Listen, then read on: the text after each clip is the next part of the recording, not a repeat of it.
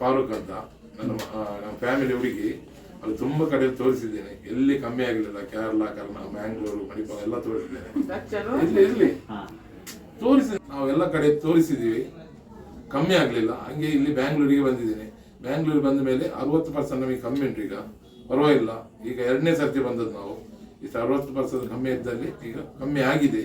ಇನ್ಶಾಅಲ್ಲ ಇನ್ನೂ ಕಮ್ಮಿ ಆಗ್ತದೆ. ನಮಗೆ ಧೈರ್ಯ ಉಂಟು, ಕಮ್ಮಿ ಮಾಡಿ ಕೊಡ್ತಾರಂತೆ. ದೇವರ ದಯದಲ್ಲಿ ಕಮ್ಮಿ ಆಗ್ಬೋದು ಇನ್ಶಾಅಲ್ಲ.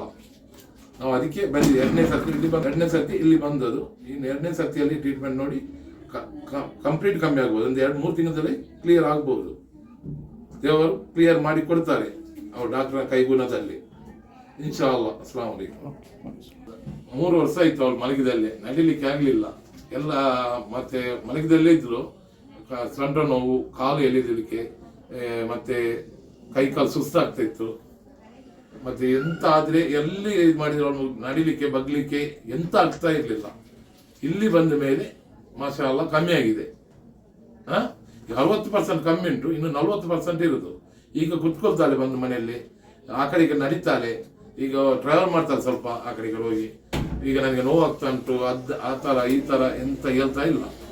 ಈಗ ಸ್ವಲ್ಪ ಕಮ್ಮಿ ಉಂಟು ಅಂತ ಹೇಳ್ತಾ ಇದ್ದಾರೆ. 60% ಕಮ್ಮಿ ಉಂಟು, ಏನು ತೊಂದರೆ ಇಲ್ಲ. ಈಗ ನಾನು ಒಂದು 7 ಲಕ್ಷ ಖರ್ಚಾಗಿದೆ ಅಲ್ಲಿ ಇಲ್ಲಿ ಅಂತ. ಹೆಸರು ಹೇಳಲಿಕ್ಕೆ ಆಗುದಿಲ್ಲ. ಎಲ್ಲಿ ಕೇರಳದಲ್ಲಿ ಆಗ್ಬೋದು, ಕರ್ನಾಟಕದಲ್ಲಿ ಆಗ್ಬೋದು ಖರ್ಚು ಮಾಡಿದ್ದೇನೆ. ತುಂಬ ನೋವು, ಖರ್ಚಿಗಿಂತ ಜಾಸ್ತಿ ನೋವು ತಿಂದಿದ್ದಾರೆ. 1 ವಾರ ಬ್ಲಡ್ ಅಲ್ಲಿ ಮೋಷನ್ ಇದೆಲ್ಲ ಆಗಿದೆ. ನಮ್ಮ ಫ್ಯಾಮಿಲಿ ಹುಡುಗಿ ಇಷ್ಟೊತ್ತಿಗೆ ಏನು ಕಮ್ಮಿ ಆಗಲಿ. ಇಲ್ಲಿ ಬಂದ ಮೇಲೆ ಮಾಷಾ ಅಲ್ಲಾ ಕಮ್ಮಿ ಆಗಿದೆ.